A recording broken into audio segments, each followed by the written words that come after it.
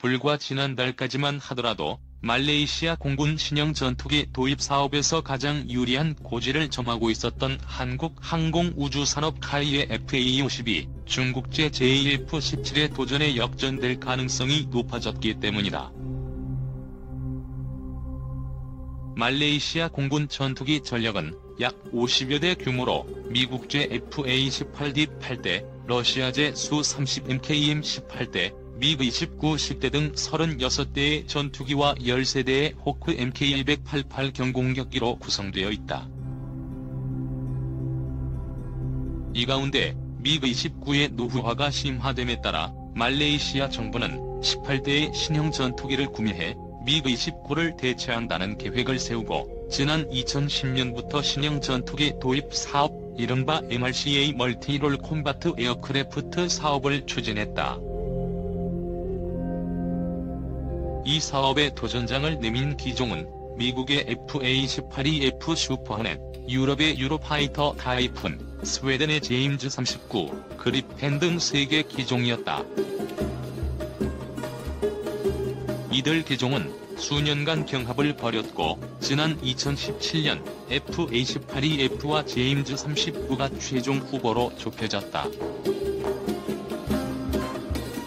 2017년 연말까지만 하더라도 획득 비용과 유지 비용에서 유리한 제임즈 39의 낙승이 정쳐졌지만 말레이시아는 돌연 사업의 전면 재검토를 선언했다. 예산 사정이 여의치 않았던 말레이시아 정부는 신형 전투기 도입 규모를 18대에서 12대로 축소하고 획득 방식 역시 구매 대신 임대로 방향을 틀었다.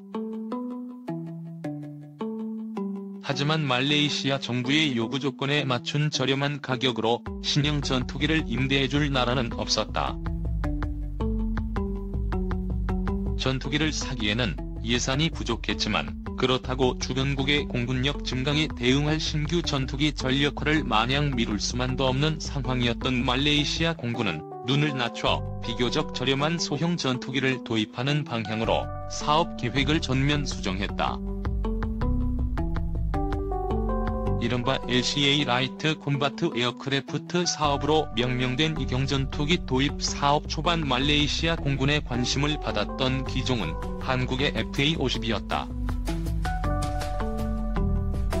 예산 부족으로 MRCA 사업을 중단할 계획이었던 말레이시아는 2017년 가을 공군 참모총장과 조사단을 서울 에어쇼 ADX에 보내 FA-50을 적극적으로 알아보기 시작했다.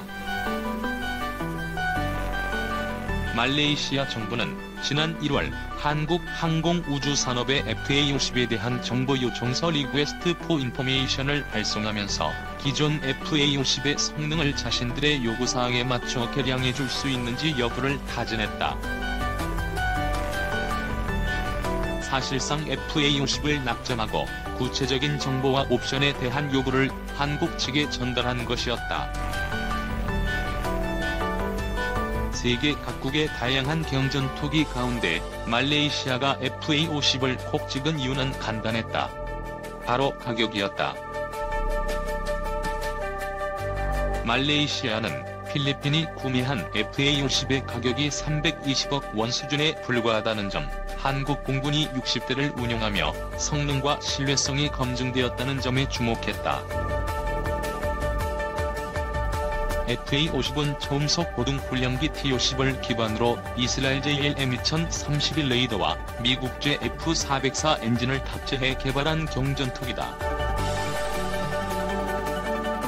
같은 엔진을 탑재한 제임즈 39, 그리펜과 같은 고성능 전투기에는 한참 미치지 못하지만 적절한 비행 성능과 무장 능력을 보유하고 있어 가성비가 좋은 것으로 평가된다. 필리핀 공군의 FA-50 경공격 전투기 C-163.com 말레이시아 공군은 FA-50의 중거리 공대공 미사일 운용 능력을 비롯해 무장 운용 능력 강화를 요구하면서 이러한 성능 개선이 이루어질 경우 12대를 구매할 의향이 있음을 한국 측에 전달했다. 이러한 분위기 때문에 지난 1월까지만 하더라도 FA-50의 말레이시아 수출은 기정사실화되는 분위기였다. 그러나 여기에 중국이 끼어들면서 모든 것은 원점으로 돌아갔다. 제20으로 유명한 중국 굴지의 항공기 메이커 청두항공기공업그룹 성도기기공업지 은 지난 1월 수출용 전투기인 JF-17을 말레이시아에 공식 제안했다. 비슷한 시기에 인도 힌두스탄 항공 힌두스탄 에어로노틱스 리미티드 역시 인도 국산 전투기인 테자스 티저스 LCA를 들고 말레이시아 신형 전투기 도입 사업에 출사표를 던졌다. FA50 단독 후보였던 사업이 3파전 양상으로 변한 것이다. 이종의 경쟁 기종이 등장했지만 사실 인도의 테자스 LCA는 고민거리가 아니었다. 테자스 LCA는 인도가 독자 개발하는 과정에서 상당한 시행착오가 있었고 현재도 인도군 내부에서 말이 많은 전투기였기 때문에 신뢰성 면에서 다른 나라에 제시할 수준의 전투기가 아니었다. 문제는 JF-17이었다. JF-17은 중국이 미그-21 대체 시장을 노리고 개발한 6.5톤급 단발 전투기로 현재 파키스탄 공군의 주력으로 운용되고 있는 기종이다. 애초에 JF-17이 파키스탄 공군의 강력한 요청에 따라 공동개발 형식으로 개발된 기종이었으므로 파키스탄은 무려 110대의 JF-17을 전력화했고 기존의 F-16 등을 대체하는 차기 전투기로 최대 250대까지 JF-17의 보유량을 늘릴 예정이다. 수-30이나 라팔 등 고성능 전투기가 즐비한 인도 공군을 상대해야 하는 파키스탄이 JF-17을 주력 전투기로 채용하게 된 것은 가격도 가격이지만 성능이 상당히 받쳐주기 때문이다. 수출용 염가형 전투기로 개발된 초기형 JF-17은 대당 가격이 150억 원에 불과해 다른 나라의 경전투기 대비 절반, 최신형 F-16의 1/5 수준이라는 충격적인 가격으로 출시됐다. 물론 전반적인 성능은 현대적인 전투기의 기준에 부합하지 않는 면이 많았지만 가격 자체가 워낙 저렴했기 때문에 약간의 성능 개량만 이루어진다면 수출용으로 대박 조짐이 보이는 전투기였다. 파키스탄 역시 이러한 잠재성을 인식하고 중국 측에 지속적인 성능 개량 사업을 요청했다. 그 결과 개발된 블라크2와 블라크3 버전은 경전투기 시장에 상당한 센세이션을 불러일으킬 만한 성능으로 다시 태어났다. JF-17 블라크3는 신형 KLJ-7A AESA 레이더가 탑재되면서 탐지 거리 170km, 동시 추적 15개, 동시 교전 4개라는 강력한 교전 능력을 갖게 됐다.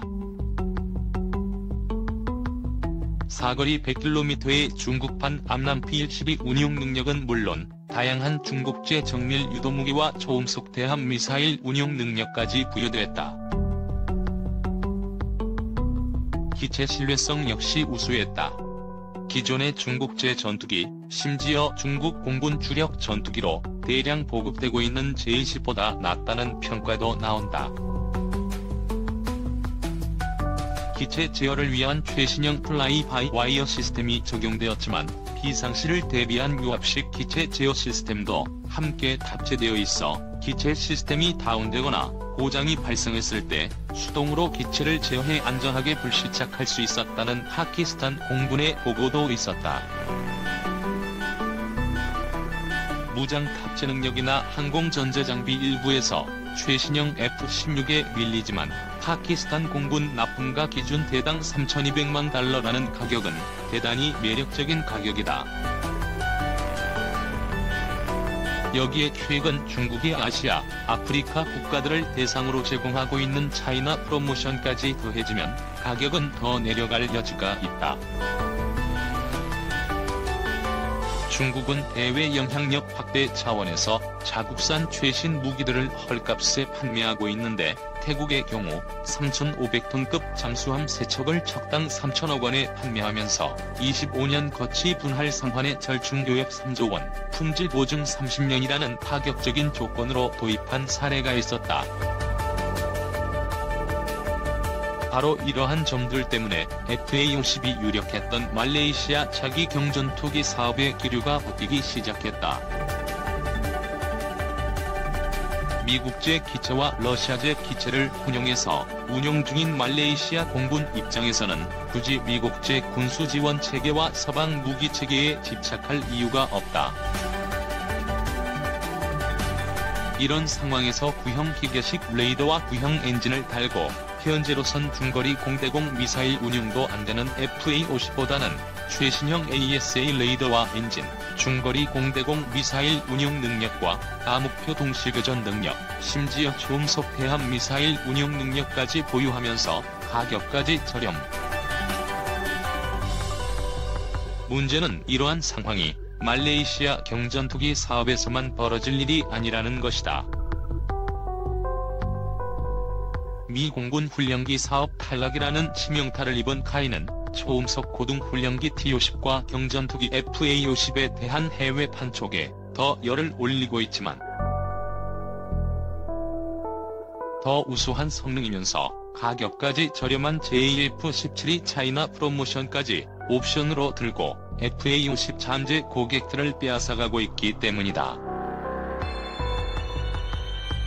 과연 FA-50은 JF-17이라는 압도적 가성비의 경쟁자를 상대로 어떤 대응 카드를 꺼내들 수 있을까?